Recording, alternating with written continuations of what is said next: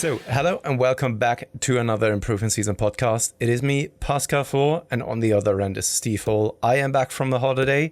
Last week, Mike was here, but from basically Steve and I, we haven't chatted in, what is it now, 2 weeks, 2.5 weeks even, Steve?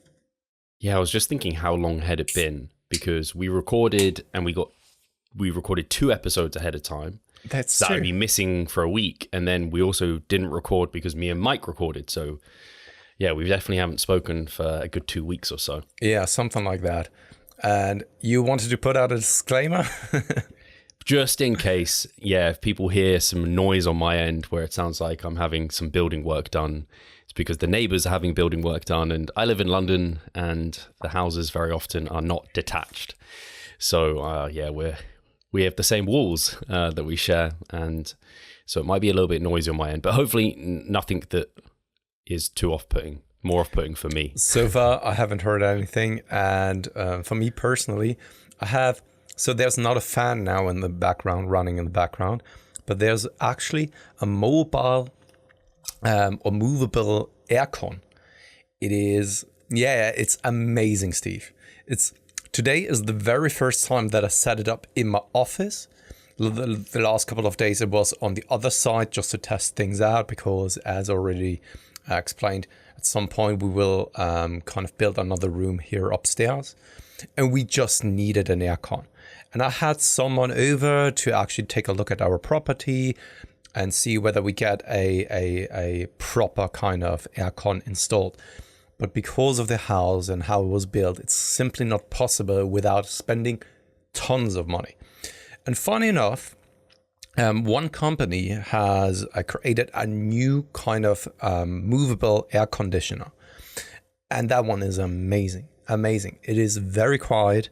Right now, I can only hear it a little bit more through the microphone and the headphones than I can when I'm just sitting here. And my office is, for the very first time, today is a very hot day, cool. And it is a game changer. And I hardly ever say that. You're going to have to link me up, because as the listeners might know, and I've told you, I bought a mobile aircon unit where you have to have the pipe that goes out the window, but it's noisy as hell. And I need it in the bedroom because it gets way too hot, but it's to the point of which the noise kind of it's so noisy it ends up disrupting my sleep. So if you've got one that is that quiet that works, that sounds amazing. Yeah, and the thing is, it's kind of a new technology. They even got some awards for it, and it's sold out everywhere. Everywhere. I was trying to get my hands on it, and it's sold out. You can't get your hands on it kind of through a storage or so any longer. The only way that I got my hands on it was to put on notifications over on eBay and see whether someone is actually posting or got one, is now wanting to sell it for whatever reason, and it is just around the corner. And there was one, and I was so lucky. Wow. And I paid even more than you are paying in the store, but it is just the cost of actually getting your hands on that machine. Because I had, funny enough, Steve, I was just ordering one, a mobile one. I set it up, and it was exactly like you said. And I even got the quietest one that you can get, and was noisy as hell. And also the pipe is creating so much heat that it is quite inefficient. And furthermore, because we have a gas station here, just afterwards I figured out that it's not even recommended to have a mobile aircon in the same household as the gas unit, just because it's then pulling the gas into the rooms and can create some toxicity there, and there are even people dying because of that. And I wasn't even aware of that, so I was still able to send it back through Amazon, which is good, because then I was finding that one, get my hands on this one, and it is amazing. And I would very much assume, because it is kind of a new form of technology, that lots of other brands will create one like this as well, because it is a game changer. Like this portable device, it's amazing. It is kind of like a normal installed aircon, just with 2 movable parts. It's amazing. I have to at least look it up to see what it's like, but Yeah, it's definitely the portable aircon units with the pipe and everything. They're definitely inefficient. Although I swear we definitely have a gas hob. So now you've made me nervous, but I'm not dead yet. So Yeah, and that is something that was very much concerning to me as well. But it is a true danger that many people are seemingly unaware of, me, myself included. I didn't know about this. Then I actually reached out to the person who installed our, what's it called in English, Steve? The gas therm? Or what is it called? The boiler? Yeah, it's kind of a boiler, but kind of two-part system. And so you need to just like consult with the people who installed it, or I have the chimney man? What was it called? Chimney sweep, yeah. Yeah, the person who checks up on the chimney each and every single year. And you just have to check it back with them whether it is, so your system is kind of allowing for something like a movable or portable air conditioner, because it is a real danger. Yeah, you think there needs to be a disclaimer on things. I don't know if 100%. Ignorance is bliss and I didn't want to know about this, or now you've just created some sort of stress in my life that I need to go like have a think about. It was just pure accident that I found out about it. And then I was very much stressed, and I thought, like, I can't have this here, especially not for Hugo when he's moving upstairs. And then, I don't know, he has it on throughout the night, and he's just dying because he inhales that gas, and he can't even smell it, you know? That's the real danger about it. Yeah. I'm going to have to do some research after this to know whether or not I'm causing myself a problem. But like I said, I've been fine for however, like I've been using the unit for years now, actually. Yeah. So you're still alive, not just because of the air conditioning, but also due to prep. So how are things on that front? Yeah, so it's been a while. Well, I guess I spoke to, no, it was more of a catch up with Mike. So I didn't really talk about how prep's going. So yeah, it's going fine. I can't say it's got hard yet. Like in terms of what I consider hard, like I just consider this prep at the moment. It's just, I'm just going through it. It's just a diet. Nothing has got like really tough for me. I've seen your side shots were already looking very good, in my opinion, especially the glutes coming in very, very nicely from the side already. Yeah, I've only really got pinches to come off now, body fat wise, and it's really just the glutes from the rear that I want to see coming through. But both triceps are feathering, my quads are feathering, quads are fully through top to bottom. I think they could probably come through a bit more, but my hamstrings are through. When I'm thinking about details that I want to see on a physique to get as lean as possible, it is just like that glute body fat that needs to come off. So, and I can already see the lines starting, like if you look at my physique updates, you can kind of see them faintly coming through. And that's as far as I got really last prep. So Cliff, actually, we just checked in yesterday. He was like, kind of what are your expectations in terms of the physique you're looking to bring to stage? Are you looking to get skinless? That's my preference. Or what were you thinking? I went back to him just this morning and I said, ultimately, I want to come in as competitive as I can. Whether or not that is skinless, I'm like, I'll let Cliff judge for me. In my eyes, that is what I need to do because I haven't got the shape that other people have. But I think I'm well muscled, I think, for my height now at 178 pounds, 5'10", with almost everything through. That's not a bad place to be. Not only that, if you consider the last couple of preps and shows that you did, right? The only thing that was probably also there missing was getting to that extreme level of leanness. And maybe, as discussed in the past, Steve, and maybe you won't be able to get there just due to kind of that seeding, that threshold that we've also discussed in the past, that certain individuals can push for longer without the body fighting back. But the good thing is, now that you have someone in your corner with Cliff, he's definitely able to push you if you really want to. Yeah, that's why I wanted to have a coach and someone like Cliff who does get his clients into that skinless condition, because I wanted to see if there was something I was missing previously that I wasn't quite doing. And it is a question of, like, am I pushing too hard at certain points when I shouldn't be pushing. And that kind of happened this week where my weight didn't drop week on week. And so because we check in on Monday, but Cliff is behind me, I'm already trying to kind of guess what he's going to do because I want to be making my changes on Monday kind of to be in line with him as soon as possible. So I already was shaving off food through the day thinking he's going to drop my calories. But then his check-in came, I was actually in bed, so I didn't see it till this morning. He was like, I think you look leaner and I think we probably want to keep things the same. And I was like, maybe those are the sort of things that I would inherently do coaching myself where I'm just like push because that seems like the right answer to me. But sometimes, like you said, you're on a tightrope at the end of prep where if you push too much, you could end up just creating more fatigue, fluid retention, muscle loss. Whereas actually, if you just traveled that a bit slower, you might get that better balance and actually be able to bring that full condition through. So yeah, it'll be very interesting to see how I get on here on out, because I think this is where, I just want to see that next level of condition come through. But I also know it's that whole, you don't want to chase the glutes for the sake of chasing the glutes, because ultimately I could step on stage now and be competitive. So it's like, what little things can I do between now and stage that are going to make me the most competitive, which is what I care about. Yeah, that makes a lot of sense. And in the end, you always want to bring something better than the last time. So we can say with a lot of certainty, I think, that you have and bring more muscle mass to the table this time around. So what is the next thing that you can do?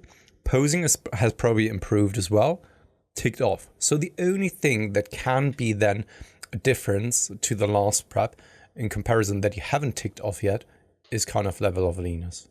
Yeah. That's the way that I see it. Possibly the only other thing that Cliff might be able to do is peak me even better. Of course, if possible. No, sorry. Be interesting to see what he does there, because at least Alberto, I had him on the podcast not that long ago. It will come out whenever it comes out over the next weeks. And off air, we were talking and he was like, he'll be interested to see how the rapid backload goes with me. And I was like, you think he's going to do a rapid backload? And Alberto was just like, yeah, you're a prime candidate for a rapid backload. I was like, okay, because I've never done like a proper Cliff Wilson rapid backload. So it is also scary, I think, if you especially take the reins yourself, pushing yourself to that limit in such a short period of time, while being deep in prep and not wanting to mess up, I think is very, very hard to do on your own. Yeah. As you know, front loads are the least risky. The more back it is, the more risky it is. You kind of have like a one shot like approach. If you're flat full the next day, like you can't make any adjustments there. And I've always been very conservative. So I like the progressive linear load or a mid load through the week. So this will be different. But again, this is the great thing with Cliff, because he asked me like, I think we should keep nutrition the same this week. Are you on board with that? And I'm like, Cliff, whatever you think is the right move to make, like, because he talks about things he sees with clients, like they do whatever it takes, but sometimes that means not pushing. And I was like, literally, do whatever it takes. If that means not pushing, I'm here for it. If it means pushing, I'm here for it. I just want to give you the keys fully because I have my full trust in him. I don't trust myself almost at this point. Do you think that you could have been that type of client a couple of years back? I do, actually. I think I'm probably very coachable because I think I just know this about myself, and some people might see it as, I don't know, weak or something. I like being led. I don't mind. I'm good with it. If someone gives me instructions of something to do, I'm very good at doing it, and I'm happy to follow as long as it's someone I respect and has my trust. Like I'm all good for it. So yeah, maybe a few years. No, I still think I would have, especially if it's someone I respect and I trust. Like I'm very kind of coachable in that sense, I think. And I enjoy it. I've really enjoyed being coached. On that note though, I know it's a hard question to answer because you are definitely in a quite different spot right now. And it's much easier to say like, with the mindset and mentality that you have right now, yeah, sure. Or definitely not if it's a huge discrepancy. I just wonder, because you're now much more experienced, you have much more knowledge. And because of this, you also probably know that you have more trust in someone else as well. Whereas if you don't really have that knowledge and the experience, I think that sometimes you may be a little bit more hesitant in trying certain things out because you think that they have such a bigger impact that they actually do have. Yeah, I could see that, especially if you have a coach who doesn't explain and just like directs. And so that could be really challenging. You probably had it with clients who maybe are a bit newer and you advise them to do something that seems not 100% evidence-based. I don't know. You prescribe them a number of sets that's below 10, and they're just like, hey, but the literature says 10 to 20 sets for maximal growth. And you're like, yeah, but you then explain why you're going less than 10 for various reasons, of course, like quality. Some muscle groups don't seem to require that much, what have you, blah, blah, blah. And so you can explain it. But if you didn't explain it, then they're not gonna follow it, because they trust like the textbooks and experts they kind of trust maybe more. And not just that, sometimes, I think the vast majority of times, a proper answer can be, it doesn't matter.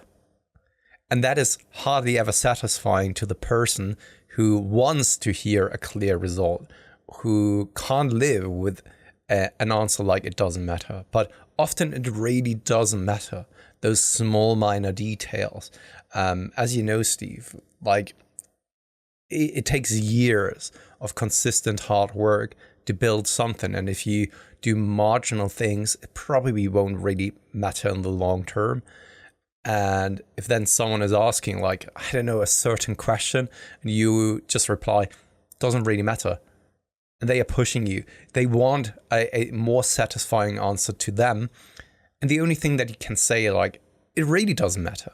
I'm not just trying to brush you off with something like this, but it really doesn't. It can sometimes lead to them maybe losing trust in you, even though that they should maintain more trust after an answer like this, because it's not a dogmatic black and white thing. Yeah, I think especially if you can explain why it doesn't matter, even if that is as much as I've tried it with hundreds of different clients over the years and myself, and it doesn't matter. It doesn't make a difference. I still think that's fair enough. And there's a lot of things that do not matter. Like, I don't know, having higher and lower days through the week. Like, on average, that just doesn't matter. Yeah. But I mean, there could be scenarios you choose to do one versus the other, but ultimately it's similar. Like with Cliff in my gaining phase that I had with him at the start of the year, he had me having refeeds on the weekend. Does it matter, or is it just average calories? I know it's just average calories. If he's giving me refeeds, yeah, I'm happy to do them, but I don't think they're going to change the game. And in fact, I know Cliff, if I told him I don't like the refeeds, I just want to have average calories, he'd be like, cool, we can do that too, because he knows what's actually driving results. So yeah, I can see that people, especially who are newer to it and they want that silver bullet, they want everything to be optimal. They're like, no, there must be some like perfect solution here. There's got to be it, and I want it. And we're not the type of coaches that will be like, yes, it's this perfect prescription here. No. Sometimes I even feel bad about it when it's a situation like this. And I don't know, so your example with Cliff, for example, if you were to ask him for a certain other direction and the coach is then saying like, yeah, sure, we can also do this. But maybe if the person or the client isn't as advanced, they could think or easily think like, I'm not getting any kind of value out of the coach, because he just always tells me like, yeah, of course, go ahead and do this. When in reality, the coach kind of guides you and also lets you know when something is acceptable or unacceptable, or there once again doesn't really have too much of an impact or have a bigger impact or so. And that's where the value comes in. And especially in your situation, I think someone who's deep in prep, I see more and more value in having then a coach in a situation like that, because you are more likely to do some irrational decisions. And you brought up a perfect example with the adjustment of calories, whereas you have a coach who's just sitting there looking at the data, doesn't really feel the way that you do right now, and can just like say, no, we keep things the same. I think that you're looking great. Yeah, that's exactly why I wanted a coach. And actually, I did a podcast last week with Jeff Hone.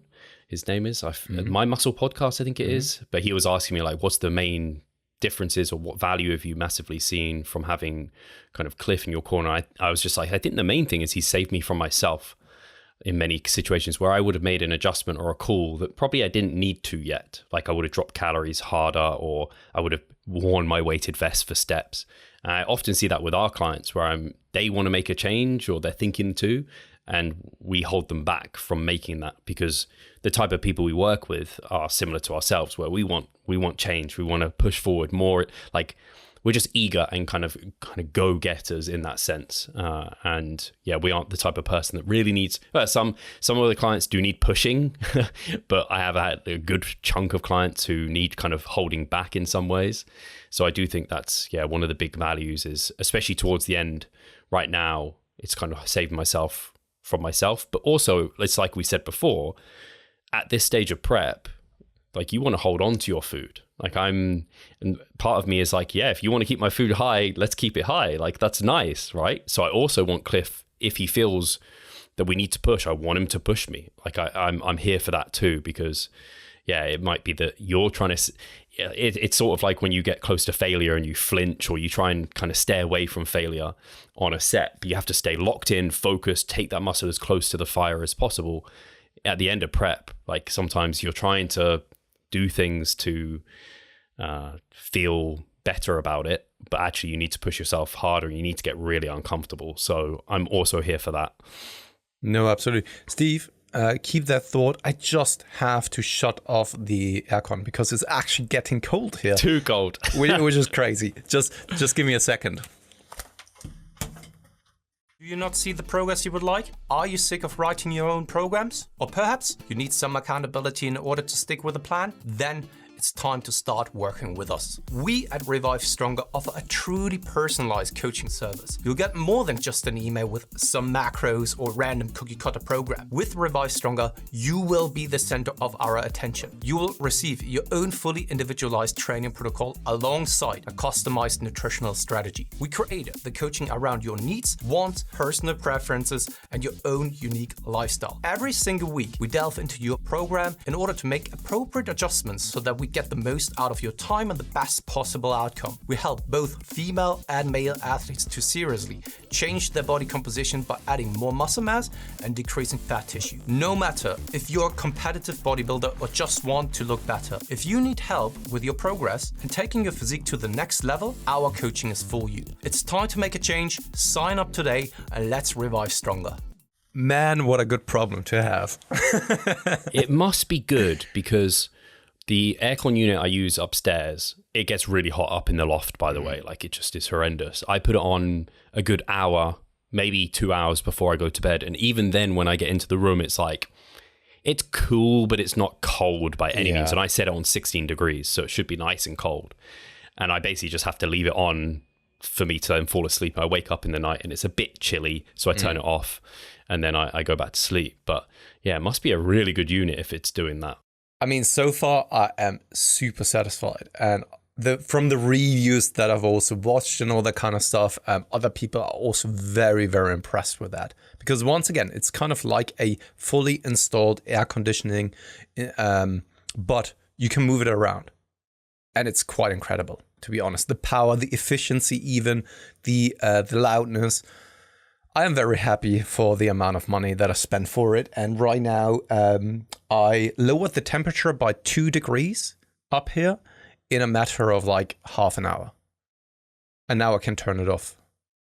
And that is quite efficient. I suppose it's quite a small room, but still. It is. It is still good. Yeah, totally. And just the thing is, I want to have it the same as you. Turn it on like 1 or 2 hours before bedtime for Hugo, then when he's moving up here, so that he can fall asleep, because especially in the summertime when it's getting above 30 degrees, and on the opposite side when the sun is shining at the end of the day, it's just getting ridiculously hot. Yeah. And you can't really get rid of that heat otherwise. Yeah, that's exactly what it's like in the loft. And I forget how much your core body temperature has to come down by to fall asleep, but it needs to come down. And if it's that hot, it's 1 or 2 degrees even, kind of? Yeah. Wasn't it? Yeah, I think it might be a couple of degrees to like have sleep onset. So yeah, so important. He'd just be lying there awake otherwise. So That's the thing. that's going to be super valuable for him. That's kind of my update, I guess. How have things been on your end? You were dieting, but you've been away on holiday. Yes. How did you kind of approach food for there and training? So a couple of updates on my end, because unfortunately, I'm always there's always something, unfortunately, right? And maybe I'm cursed when it comes to kind of things happening with my body, or just, I don't know what's going on, man. Just a while back, I started playing golf again, Steve. And Wait, you've started again? When did you ever play golf? When I was around 14. Okay, right. This is a long time ago. A long time ago. So you can't really say that I've played golf back then. I was like, I've never known you to play golf. Yeah, I've completely forgotten about it, which isn't really a surprise because it's over 22 years ago, which is crazy to think. So I've started playing golf again, and the obsessive nature of mine, you know this, I went then to the pitch, to the driving range and all that kind of stuff, and I was just practicing 3 days straight for 4 hours, and that on movement patterns that your body isn't used to, and then of course you're not as efficient, you're not doing the swings maybe in the most proper way. And because of that, right, I had kind of 1 to 2 divots. Divots is when you're really hitting the ground. And I didn't notice it at the time, but I've probably damaged something in my hand quite substantially, because it is now already 2 months ago and my hand is still kind of hurting quite substantially when I'm putting some pressure on it. And that's on the outside part here. I have an MRI coming up next week just to get it checked out. I was at the doctor like 3 weeks ago because it didn't really go away. And I was quite concerned that maybe there is a small minor fracture going on or anything alike. We'll have to figure out. So that is currently going on. And then furthermore, right before I left for holiday, like 2 days before, I came down with some kind of stomach bug. I don't know what it was, whether it was food poisoning, whether it was kind of stomach bug in itself. But for me personally, when I experience something like a stomach bug, I'll hardly ever throw up or have diarrhea. I'm sitting there, lying there, feeling miserable, having some kind of growling in my stomach area, and then also having fever. And that happened there. And ever since then, which is also right before holiday, which is now, over 2 weeks ago, my stomach doesn't really feel the same. I'm still experiencing digestive issues by the end of the day. And the thing is, though, that I can't recall what it was the other times around. And I don't know, maybe you have some insights into how it is for you, Steve. Because the last times that I've experienced something severe with my stomach, I was on antibiotics. And when I took antibiotics, I always felt that it had an impact on my digestive tract. So I don't know whether what it is that I'm experiencing right now wasn't in the past from antibiotics, but just what my body is going through, because in the past it took me like also a month to get back to normal digestion. And right now I didn't have any kind of antibiotics. It's 2 to 3 weeks ago. And maybe I was wondering whether this is just the normal process that you're going through when you are experiencing something like food poisoning or a stomach bug, but I can't recall what it's like anymore in the past experiences or from past experiences. How was it? Do you remember how it was for you? Yeah, I was just trying to think. I can't remember the last time I had like a stomach bug or got food poisoning or anything like that. It's been so long, which, like, touch wood, like that continues. I can't remember it, but I have had it with clients, and I don't recall them. They seem to rebound pretty quickly. So I don't know if there's something else there. I know antibiotics are bad for it because they kind of kill off your good gut bacteria. So you can like try and take a probiotic or something along those lines to try and repopulate that a bit more quickly. But I would have thought it would ameliorate on its own. Last time I had antibiotics, I guess it depends on the severity of the antibiotic, but I had no issues with my digestion when I did that. I think everyone is also different how they are then responding to antibiotics. But I just know that the last times that I took some, my digestion, and also my stool was always kind of not the same as it used to. And then it took me a while to get back to normal. And this time, once again, my stomach throughout the day, bloatiness is then building up. By the end of the day, I feel very much bloated and gassy all the time, basically. And it's not that I'm eating huge amounts of foods or eating particularly things that are harder to digest. It was better when I was on holiday, weirdly enough, but also there, because maybe even from the portion sizes in itself, they are not crazy right now, but they were even smaller when I was on holiday, like pretty small. Throughout holiday though, I increased my caloric intake, intentionally and unintentionally. And right now I'm back to dieting again, and feeling weird. So I'm even considering stopping the cut very soon, because right now I have my first weigh-ins at around like 73.9, somewhere in that area. And I'm getting to pretty low levels of body weight. The thing is though, that overall, physiologically speaking, I'm feeling the best I have ever felt at that body weight. I do remember like 2021 when we both were in prep and I really pushed hard. Everything below 75 kilograms got pretty hard and nasty. And I do remember the trip that I had with my family where I got super annoyed with everything. I was constantly hungry and quite irritable quickly. And right now, it's just such a smooth ride. And I could continue that cutting phase for much longer. I can tell you that. You're 7.5 weeks out, so kind of. Yeah, kind of. So you kind of are in line with that. This actually brings up a good point. I would say at this body weight I'm at now, I feel the best I've felt here too. And you brought up a good point there, where I don't think there's something that's like changed physiologically. I think from the sounds of it, from yours, you were dieting harder at this point when you were at this stage, whereas just traveling at this point slower makes such a difference. And I think a lot of people experience like true hardships in prep towards the end, where they feel complete garbage and their sleep goes to shit, all of that, because they just have to push. They have to kind of sprint finish to get in condition. Whereas if you can kind of do a Dirk and be ready early, in a sense, not too early, but early enough where you can travel real slow, it makes it so much easier. Like if you don't have that huge calorie deficit, because I'm assuming you're not in a huge calorie deficit at this point. I mean, it is huge in comparison to what other people would deem small, for example. But as discussed in the past, for me, it's absolutely tolerable and acceptable. I feel absolutely fine pushing like this. My performance is still going well. My sleep isn't interrupted. I'm energetic. I'm not irritable. I'm feeling basically the same as I do in a gaining phase.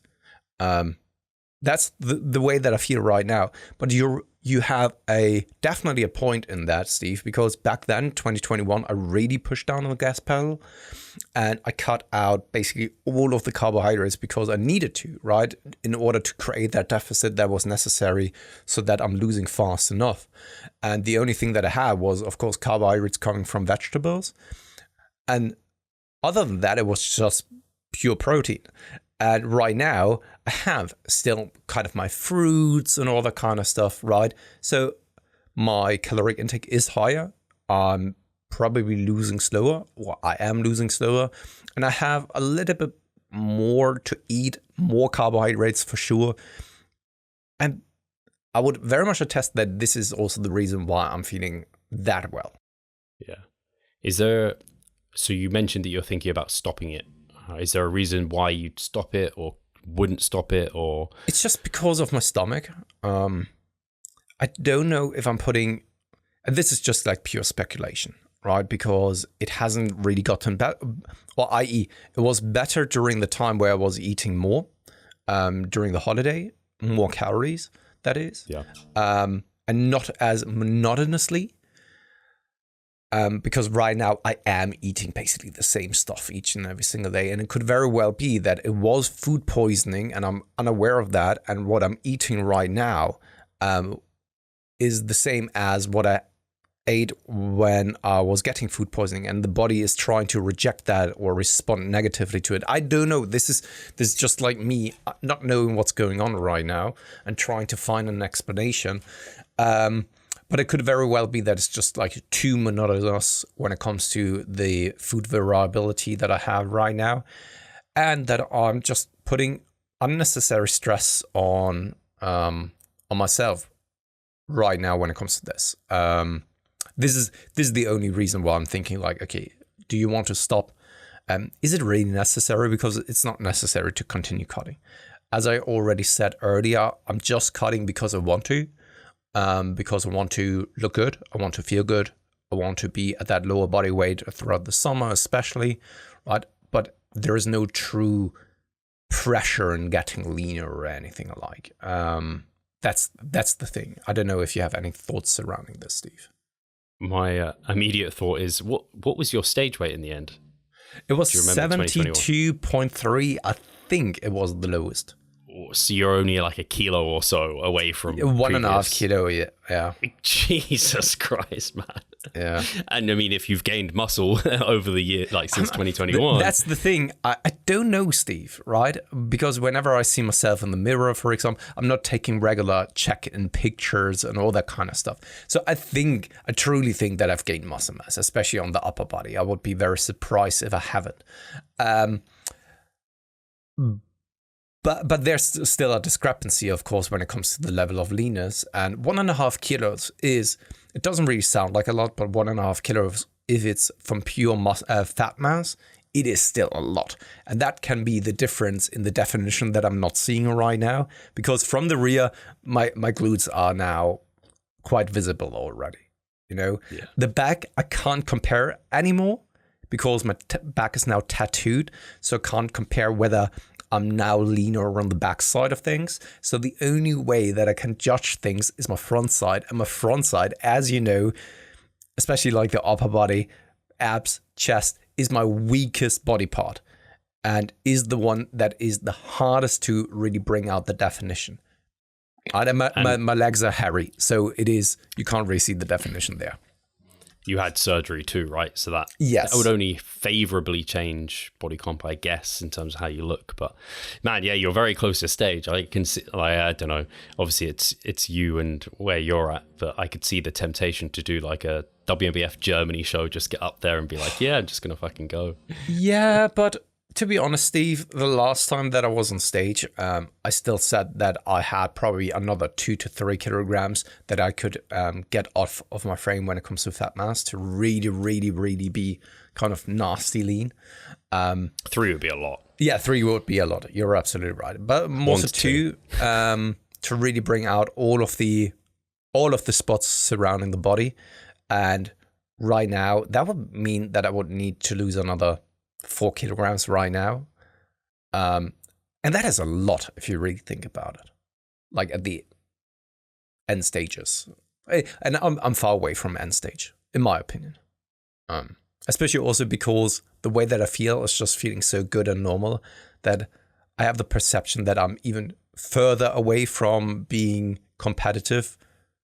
So, and you probably understand what it is that I'm saying, right? Yeah, but I also would say what might help you, if you are considering it at all, is getting under some good lighting and properly hitting some shots. Because what I will say is, and you'll probably recognize this too when you competed, you can be sat here at your desk, like I'm sat here right now, and I think there's no way I look good. And then I'll set up my camera, lighting, and I'll hit the poses. I'm like, holy shit, I look like that. Yeah, and I'm like, fair. Oh, wow, okay. So sometimes... And I remember this, I think it was like 2020 when I was considering to compete that year, but then everything shut down. I went and did some posing with Andrew Chappelle under like good lighting and stuff. And I was just like, wow, how do I look like that? And I thought I had like 10 pounds to lose. He was like, no, you have like 5 pounds. I do remember that, yeah.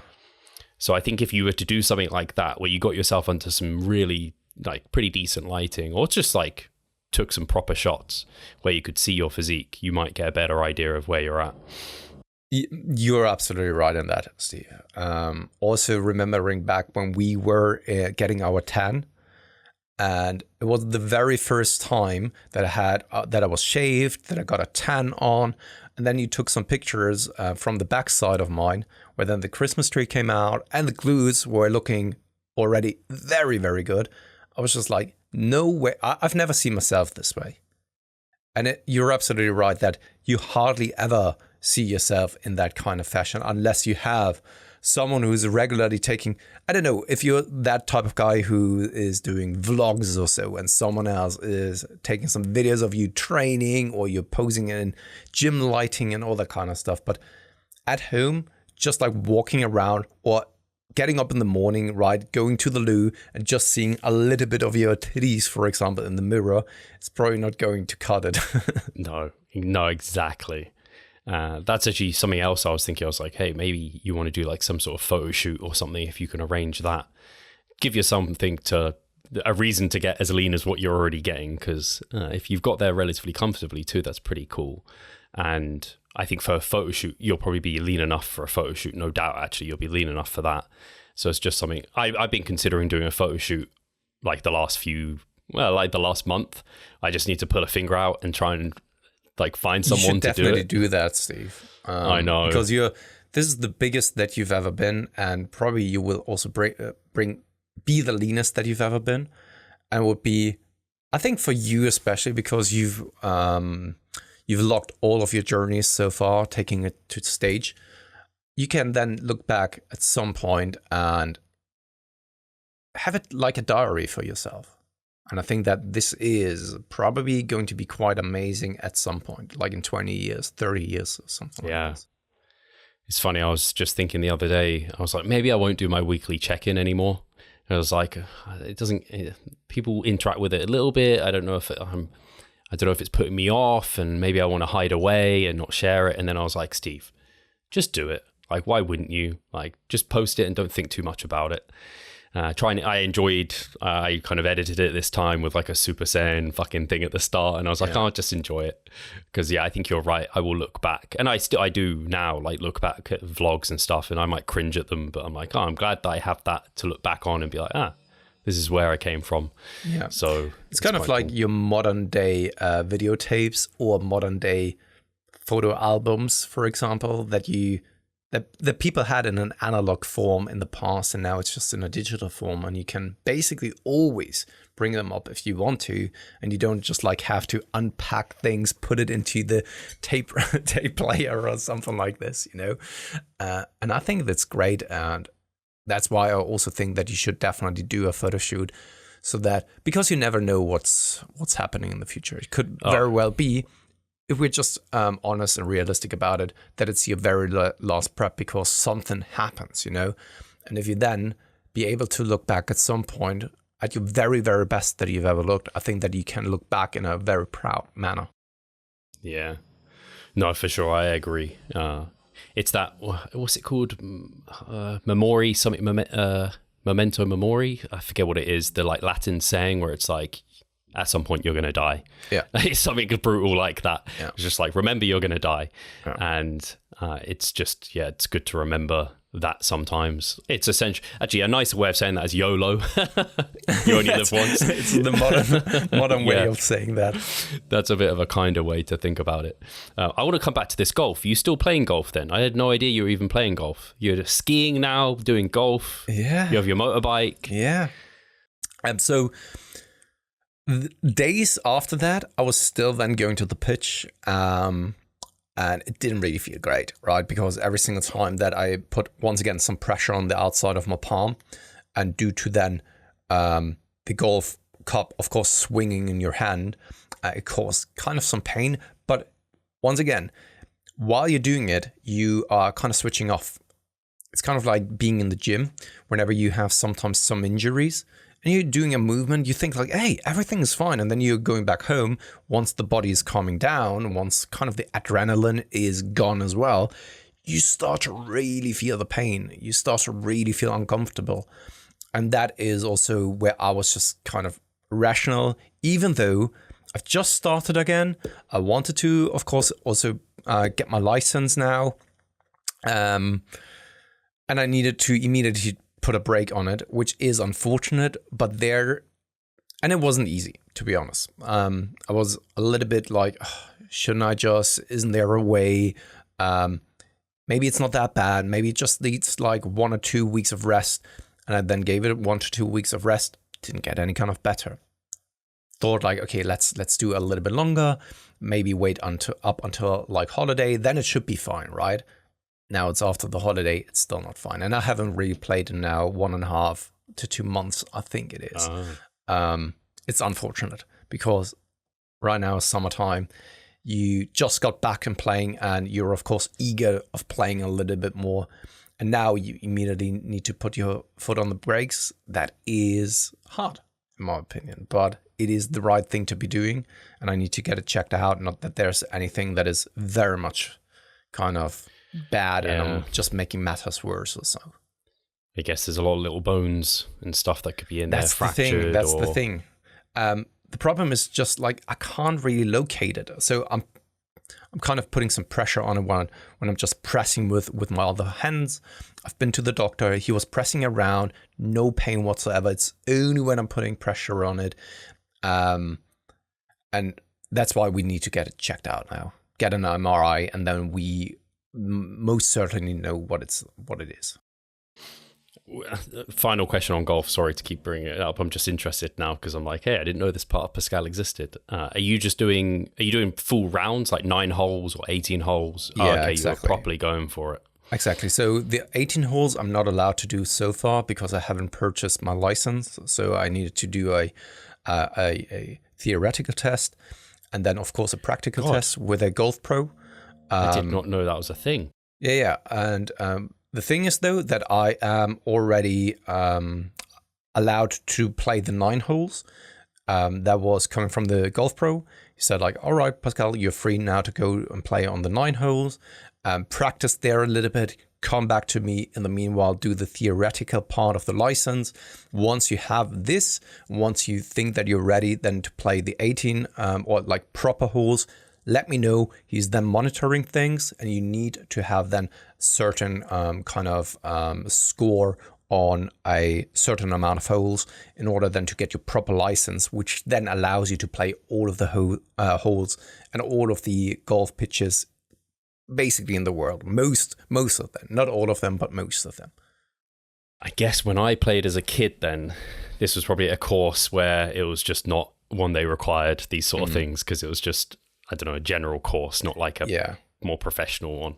Yes, some golf pitches have that where you can actually play there. If you're just a member, you don't even need to have a license then, if you get the clearance for it. But especially when you are playing in a different kind of club, you're traveling, and often there is a lot more restrictions on it. And the beautiful thing, so the reason why, so I was contemplating and thinking about getting back to playing golf for a very long time, just because it really fits the person that I am.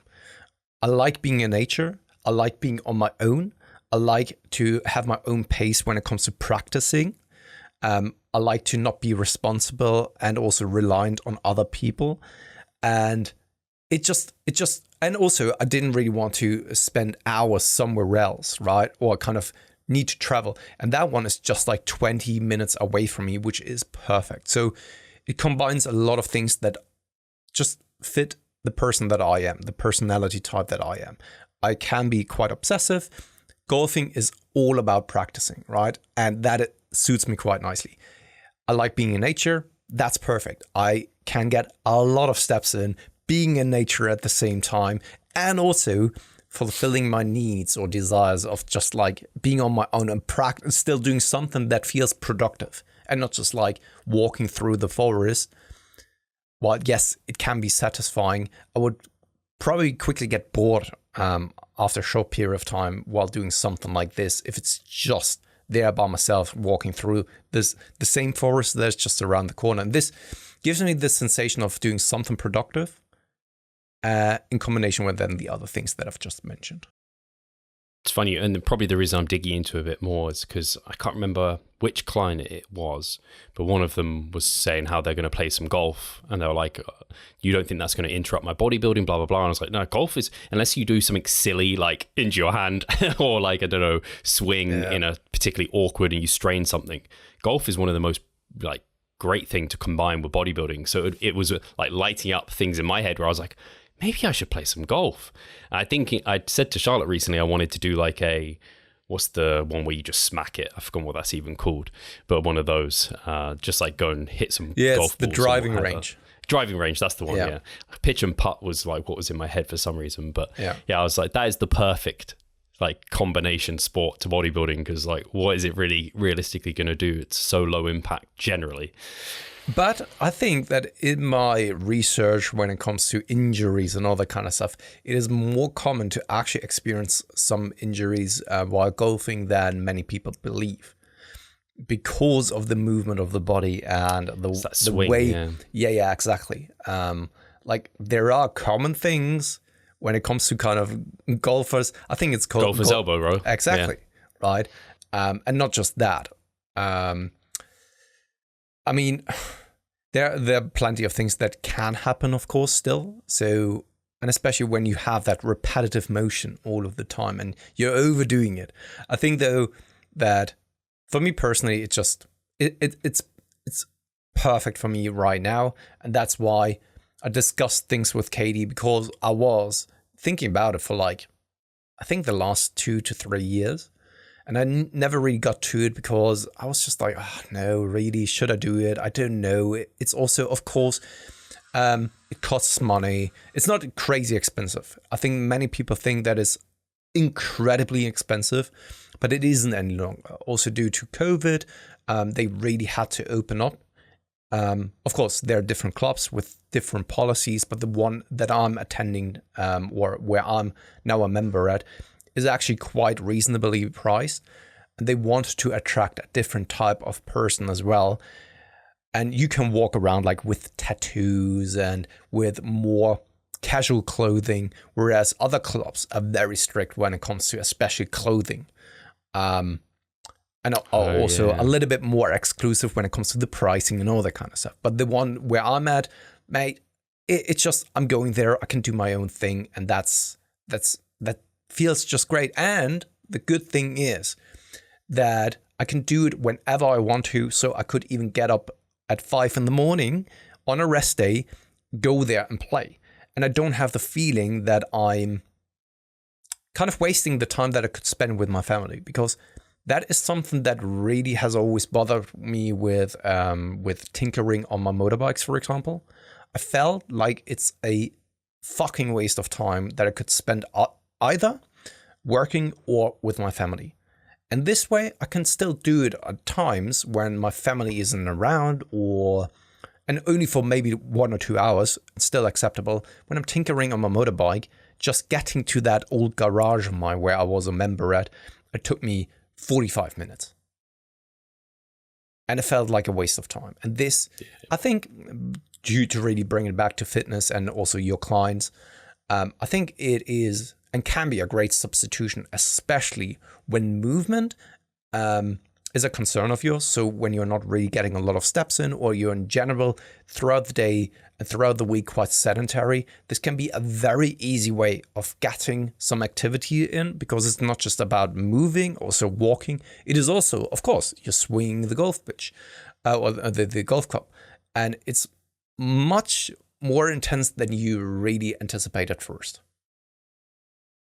Yeah, you haven't put me off it. I'm gonna become a golfer as well now. I'm gonna get my license. I can't see this happening. Maybe if Charlotte got into golfing as well, then it would be appealing. But I can definitely see if, because people golf well early. Like it's a very like known thing, so it does seem to suit you to the T. And I know it's like middle age, right? You get into golfing. This is an old man sport. That's the thing, mate. That's the thing. I'm getting older, and that's why I needed to actually find a proper sport for my damaged hip, for my just age, right? And yeah, golf just is perfect for that.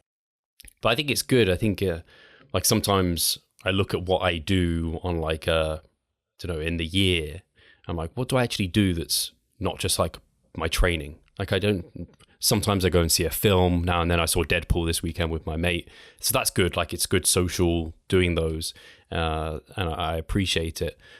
I almost considered actually getting into gaming again. Not again. I can't really say I was ever into gaming. I have a PS3, which I haven't played since basically uni. But I'd actually we were looking to RTV. It's got loads of like burnt spots on it, so it's not very like we need a new one. And then everything I'm looking at is like, this is great for gaming, blah blah blah. And I'm like, maybe I'll buy a console, but I have this horrible feeling I feel like I'm wasting time playing it. And I think it's very interesting that you're bringing that up, because I was also, and that is one of the reasons why I was actually looking into golf, Steve. Because over the past years, I was looking for a distraction or something that isn't work or isn't feeling like I'm doing something only to get me further ahead, right? Because you can only do so much, in my personal experience, before you have the feeling that you're kind of at the cusp of burnout. Yeah. Even when it's kind of learning, or it kind of depends on what the intention is behind it. Whether you're reading a book because you like reading is something completely different to reading a book in order to learn something more. And if the entire day is just revolving around training and learning and working, I've often gotten to the point where I'm at the cusp, and maybe not even cusp, but I was burned out. And I needed something that was unrelated to work, that was also giving me the sensation of like, okay, you don't have to be cognitively fully engaged. And you don't need to feel bad about kind of wasting time, because this is not wasted time if the purpose of it is to make you calm down. Switch and all that kind of stuff. Yeah. And that's why I was also thinking about playing at the end of the day for 1 or 2 hours, something like Elden Ring, for example. But I couldn't get myself to it. When I'm sitting then at home playing a video game while Katie or the kids are here, I couldn't do this. Yeah. And I couldn't really justify doing it throughout the day when I then have the feeling that I could spend that time working. That's why I never really got to gaming. But funny enough that you are even contemplating or thinking about maybe doing something like this, because I can very much resonate with that thinking process. Yeah, part of it was also maybe opening up another social avenue, although you're not with people. And I think I need to be with people more. So I do kind of want to try and do that. The closest I've got to the gaming is you can get an emulator on your phone for a Game Boy, and I downloaded Pokemon, but I only used that. And the reason I downloaded it was, well, partly because I still have nostalgia and I love anime, and Pokemon stuff comes up on my Instagram often, and I'm like, maybe I'll get back into like a bit of it. But because I can't use internet on the underground, so I'm just sat there and I try and listen to a podcast, but the sound is often like a bit shit and it cuts out whatever. I have to remember to download it. Whereas I can just play Pokemon. If I'm on the underground for an hour, I can just like wander around and play it. And it's just what you said. You just switch off. You're in your own little world. And it feels productive in the game sense, because like you're traveling through a journey. And I just went on the weekend as well. It was too hot for Ada to go for a walk, but I wanted to go for a walk. And I was like, I don't want to listen to a podcast, because inevitably I always put on a podcast that feels like it's learning and productive and whatever. So I was just playing Pokemon as I was walking around. And like I got so many steps in, and it just felt like nothing. And I was actually like, it allowed my brain to really just switch off.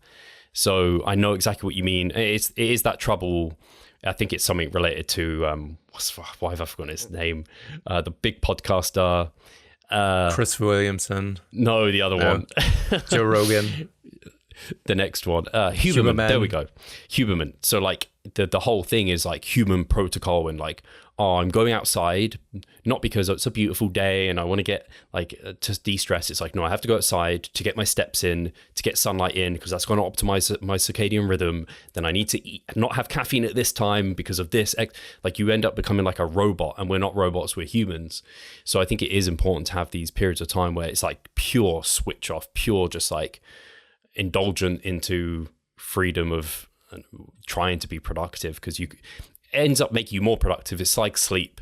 like you could look at sleep as a waste of time, but actually no, it's productive time that's going to make you a more productive person the next day. These periods of time where you can play golf, where you can switch off and play a console game, it's going to make you more engaged with the things that you need to be engaged with later on. 100%, Steve. I have the same, well, I share the same sentiment, and I'm still very bad at executing on the thoughts that I'm having surrounding that, because I am the same as you with that mentality. I can acknowledge this, but I have a hard time basically putting it into practice. So, i.e., I know that not everything needs to have a purpose. Sometimes just lying on the couch, watching some trash TV can be absolutely enough. Your entire life doesn't need to be like clockwork, like a robot that is working 24/7. It is unfeasible. It is also not, the human brain isn't made for that. Or like trying to constantly digest information and do something with the information. And what I've also learned, at least for me, it can be quite different for other people. If I'm trying to learn a lot at the same time, nothing will stick. I'm not learning. So I am maybe gathering information for like 10 hours straight, and then all of a sudden I haven't gotten any kind of further. And that is more of a waste of time rather than spending only like, let's say 6 hours on something, spending the last 4 hours doing something where the information input is not really present. Or it's just like doing something. Yeah, I'm with you. It's those times at which you're sat at your desk feeling like you should be productive. You don't actually have any work you have to do. And then you try and just do stuff. You're just like, I just like went on various websites, flicked through this thing, and I didn't really do anything and I feel worse for it. Whereas actually, if you just went and, don't know, gamed or golfed or went for a walk, whatever it is, that would have been like rejuvenating for you. So kind of go about it. That's also one of the reasons why I then went for it. And Katie even encouraged me to do this because of those factors. She knows how I am when at the end of the day, I feel like I wasn't productive and I feel like that I didn't do what I was hoping to do. So in your example, Steve, I have it as well, that there are certain days where I'm just sitting in front of the computer and I don't get any work done. Of course, still a little bit of work, but not to my desired standard. And then I'm sitting at home at the end of the day with my family at the dinner table, and I am such an irritable person, and I hate myself for it because it is self-induced. I am the reason for the way that I feel, and no one else should suffer because of that, and still I can't help it. And to avoid something like this, I needed some kind of other, how would you describe it, as some kind of other stream of stimulus to some extent?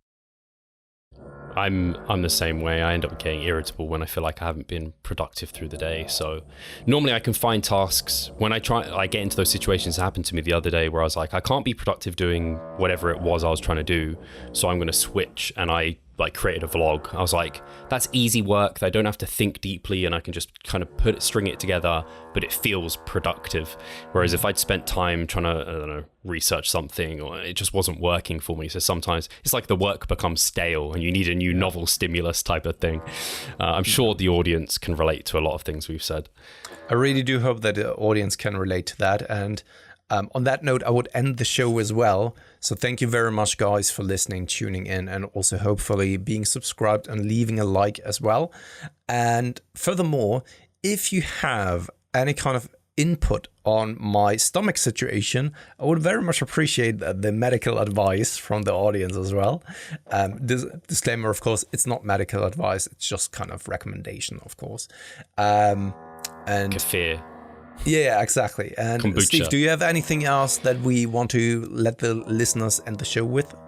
No, I don't think so. Hopefully the noise in my background hasn't been so bad towards the end, because it feels bad really all. bad. I just right now they're really going exactly. for it. I just started hearing it just now, so nothing That's really good to worry about. Yeah, no, nothing from my end. I would actually be interested to hear what people think to our discussion. Have they been human pilled so they can't ever feel like they can switch off and they get stressed by that? And then what do they do to switch off? What have they found works for them? I'd be interested in. I could see that it's a common phenomenon in our Western society, to be honest, unfortunately. That many people are stressed because it's kind of like a FOMO sensation or something like this. Yeah. So guys, we'll catch you next week. Hope you enjoy.